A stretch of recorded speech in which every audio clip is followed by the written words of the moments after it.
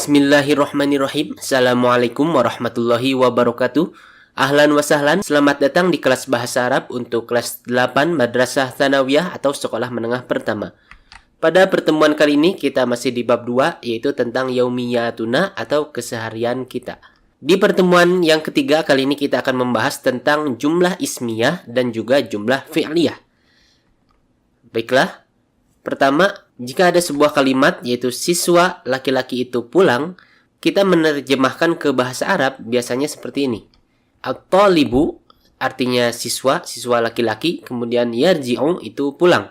At-talibu yarji'u, siswa laki-laki itu pulang.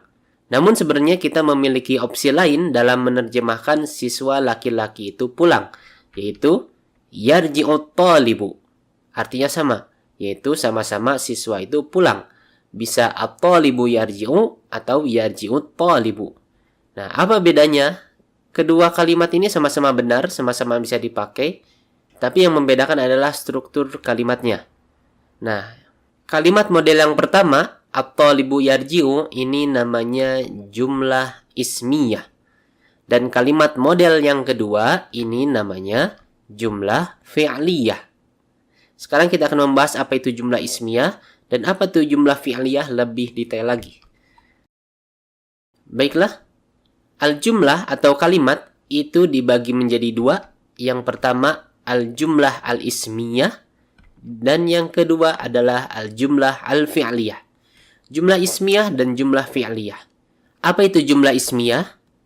Jumlah ismiyah adalah jumlah atau kalimat yang diawali dengan ismun atau kata benda. Contohnya, at-talibu yarji'u. At-talibu artinya siswa atau siswa laki-laki, kemudian yarji'u artinya pulang. At-talibu yarji'u artinya siswa itu pulang.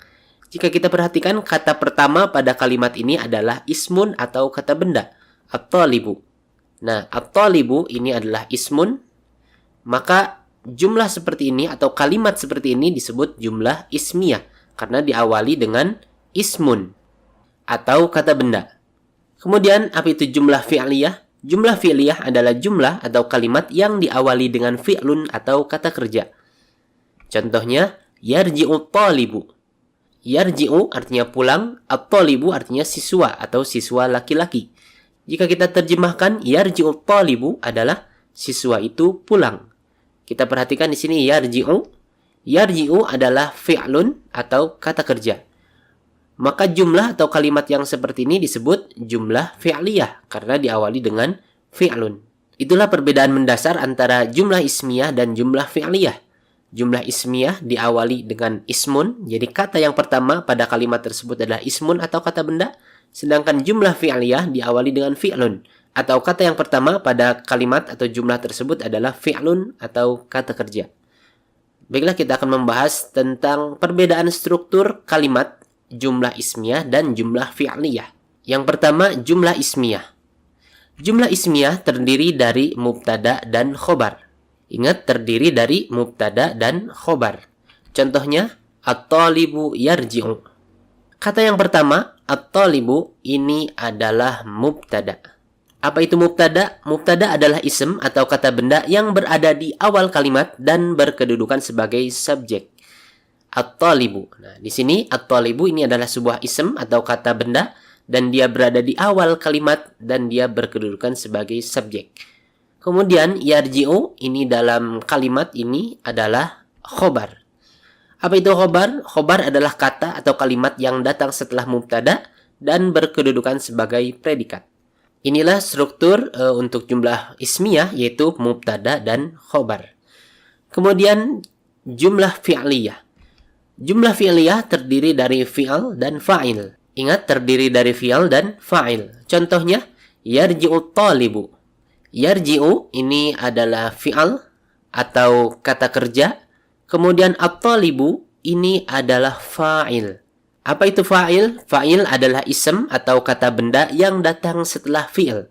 Jadi, fa'il itu harus datang setelah fi'il dan menunjukkan pada yang mengerjakan fi'il tersebut atau pelaku fi'il tersebut. Artinya, at-talibu jika di depan sebelum fi'il atau kata kerjanya, maka disebut mubtada. Seperti contoh, at-talibu yarji'u.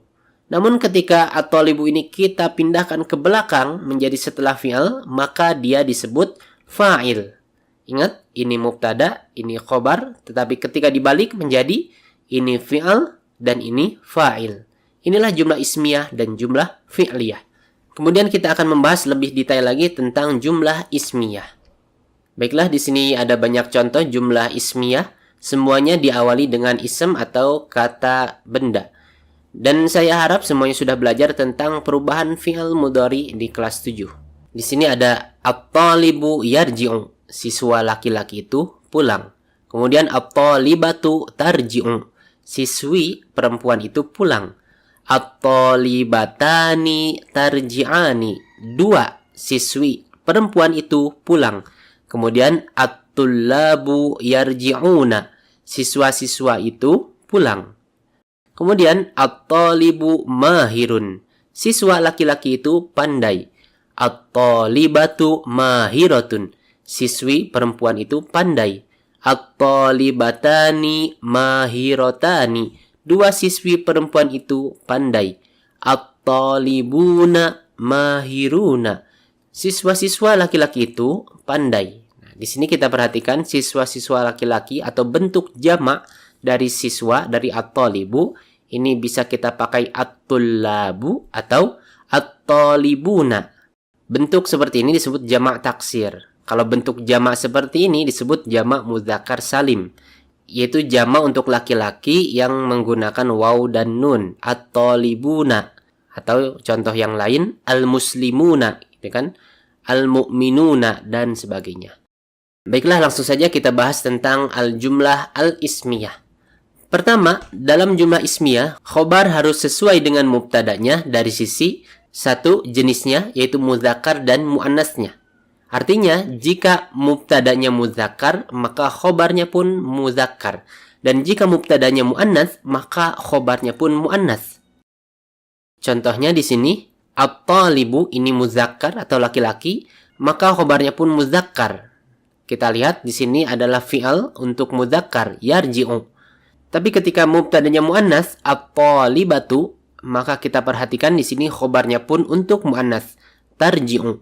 Begitu juga dengan khobar yang berbentuk ism atau kata benda. Kita perhatikan di sini, ketika mubtadanya muzakkar, at-talibu, maka khobarnya pun muzakkar, mahirun.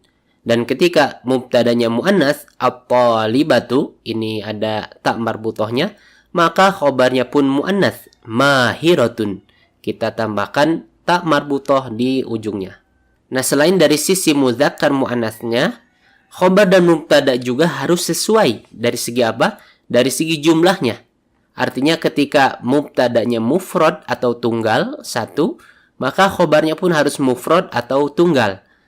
Kita perhatikan di contoh yang 4 ini. Ketika mubtadanya tunggal, at-talibu, at-talibatu, at-talibu, at-talibatu, maka khobarnya pun tunggal atau mufrad. Yarji'u, tarji'u, mahirun, mahiratun. Nah, tapi ketika mubtadanya musanna atau ganda, ya dua, maka khobarnya pun musanna atau ganda. Contohnya kita perhatikan di baris yang ketiga ini. At-talibatani. Nah, ini siswi perempuan. Ini dalam bentuk musanna atau ganda. Ada alif dan nunnya. At-talibatani. Maka khobarnya pun untuk musanna atau dua orang. Tarji'ani. Begitu juga dengan yang khobarnya ism. Kita perhatikan. At-talibatani mahirotani. Kita tambahkan alif dan nun untuk merubah yang tadinya mufrad atau tunggal menjadi musanna atau ganda. Itu ya. Dan ketika mubtadanya itu jamak atau 3 ke atas, maka khobarnya pun harus jamak atau 3 ke atas. Kita perhatikan di contoh baris terakhir di sini, at-tullabu dan at-talibuna. Mubtadanya ini berbentuk jamak atau 3 ke atas. Maka khobarnya pun harus berbentuk jamak. Yarji'una. Kemudian di sini mahiruna. Kita tambahkan waw dan nun untuk ism sehingga dia menjadi jamak. At-tullabu yarji'una. at-talibuna mahiruna. Nah, untuk perubahan fi'al atau kata kerja ini, saya harap kalian sudah belajar di kelas 7. Nah, saya ulangi. Jadi, khobar dan mubtadanya harus sesuai pertama dari segi jenisnya, dia muzakkar atau muannasnya. Jika mubtadanya muzakkar, maka khobarnya pun muzakkar. Dan jika mubtadanya muannas, maka khobarnya pun muannas. Kemudian harus sesuai dari segi jumlahnya. Ketika mubtadanya itu mufrad atau satu, maka khobarnya pun mufrad atau satu atau tunggal. Kemudian ketika mubtadanya musanna atau ganda, maka khobarnya pun musanna atau ganda. Dan ketika mubtadanya jama, maka khobarnya pun jama. Kemudian yang kedua, jika khobar berupa ism atau kata benda, ini nih, kita perhatikan contoh yang di sini. Jika khobarnya itu berupa ism, maka pertama, mubtada harus berbentuk ism ma'rifah dan khobar harus berbentuk ism nakirah. Ingat, mubtadanya ma'rifah dan khobarnya itu nakirah. Sekarang apa itu ma'rifah dan apa itu nakirah? Ism nakirah adalah kata umum atau kata yang menunjuk pada benda umum atau belum dikenal. Sedangkan ism ma'rifah adalah kata khusus atau kata yang menunjuk pada benda khusus atau yang sudah dikenal. Contohnya untuk ism nakirah ini, uridu an asta'ira kitaban. Kitaban ini adalah ism nakirah. Kemudian contoh untuk ism ma'rifah, uridu an asta'ira al-kitaba. Al-kitaba adalah ism ma'rifah. Jadi ketika tanpa alif lam, ini nakirah. Dan ketika kita tambahkan alif lam, ini adalah ism ma'rifah. Mungkin kalian berpikir apa bedanya? Jika kita terjemahkan sama saja. Uridu an asta'ira kitaban. Saya ingin meminjam buku. Uridu an asta'ira al-kitaba. Saya ingin meminjam buku. Jika kita terjemahkan mungkin seperti sama, tetapi sebenarnya artinya berbeda. Kitaban, buku di sini belum dikenal buku yang mana bentuknya seperti apa. Tapi di buku di sini Al-Kitabah ini buku yang sudah kita ketahui, entah itu buku bahasa Arab atau buku yang lain. Yang penting di sini buku yang sudah kita ketahui. Contohnya ketika saya mengobrol dengan teman saya, kemudian saya izin untuk pergi ke perpustakaan. Kemudian saya bilang, uridu an asta'ira kitaban. Saya ingin meminjam buku. Buku yang mana? Ya bukunya belum saya ketahui. Yang penting saya ingin meminjam sebuah buku. Kemudian jika saya sedang berbicara atau mengobrol dengan teman saya tentang sebuah buku. Misalkan kita mengobrol tentang buku bahasa Arab. Kemudian saya pergi ke perpustakaan dan saya bilang ke teman-teman saya, uridu an asta'ira al-kitaba. Saya ingin meminjam buku. Buku yang mana? Buku itu, buku yang tadi dibicarakan.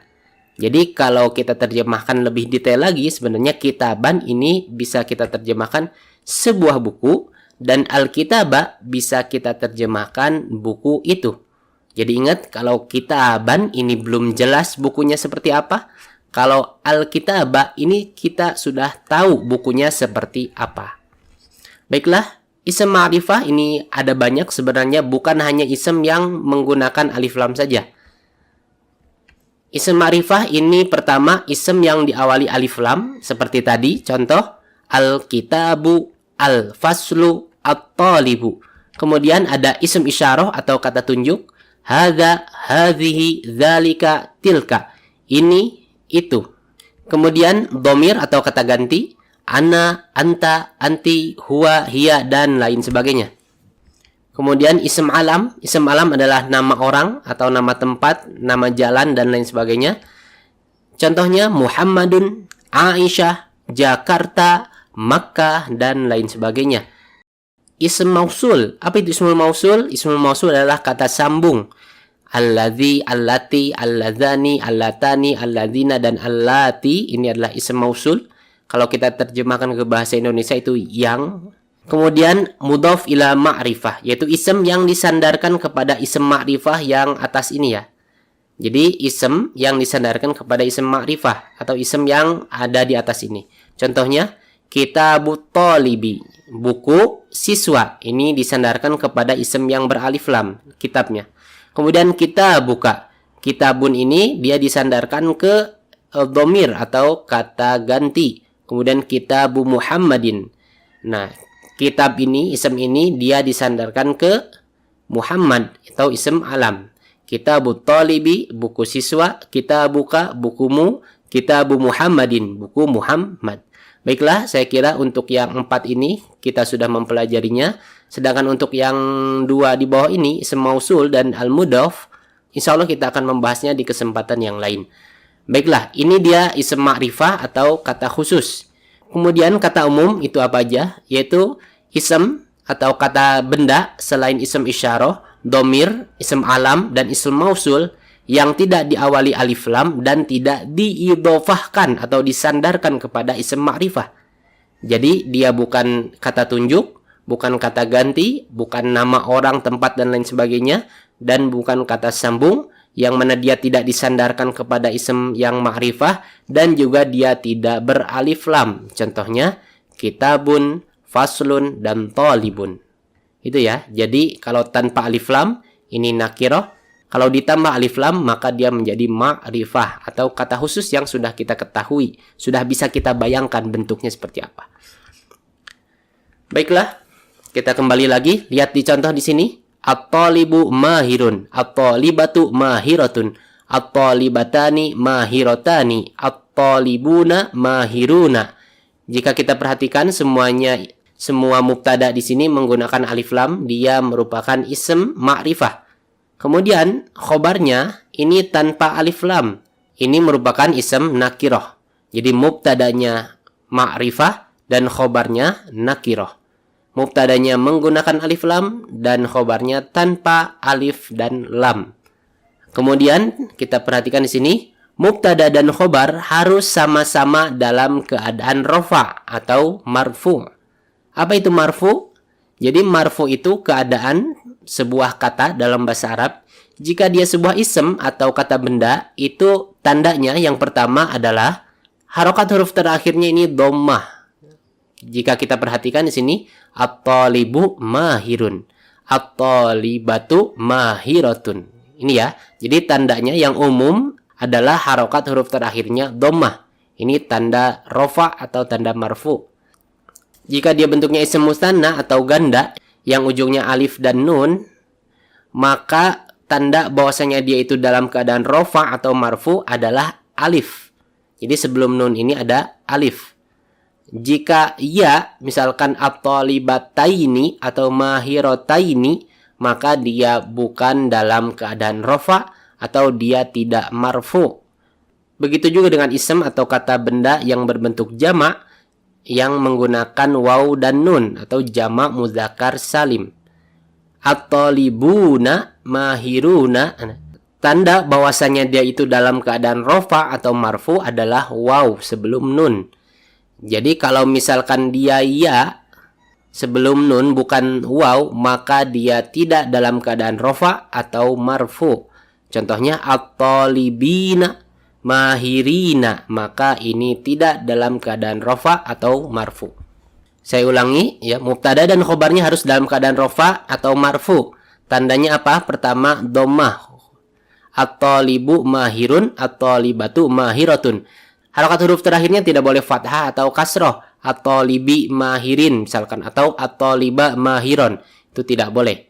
Kemudian jika berbentuk musanna atau jamak mudzakkar salim, ini at-talibatani, at-talibuna, maka tandanya bahwasanya dia dalam keadaan rafa atau marfu adalah alif untuk musanna dan waw untuk jamak mudzakkar salim. Maka mubtada dan khobarnya tidak boleh menggunakan ya seperti at-talibataini mahirataini, tapi harus alif. At-talibatani mahirotani, ini untuk musanna. Sedangkan untuk jamak mudzakkar salim harus menggunakan waw, tidak boleh ya. Tidak boleh at-talibina mahirina, tapi harus at-talibuna mahiruna. Nah, inilah pembahasan tentang jumlah ismiyah. Insya Allah pada pertemuan selanjutnya kita akan membahas lebih detail lagi tentang jumlah fi'liyah. Pelajari lalu praktekkan, perbanyak latihan agar lebih mantap lagi pemahamannya. Itu saja pelajaran kita kali ini. Syukron ila liqa. Assalamualaikum warahmatullahi wabarakatuh.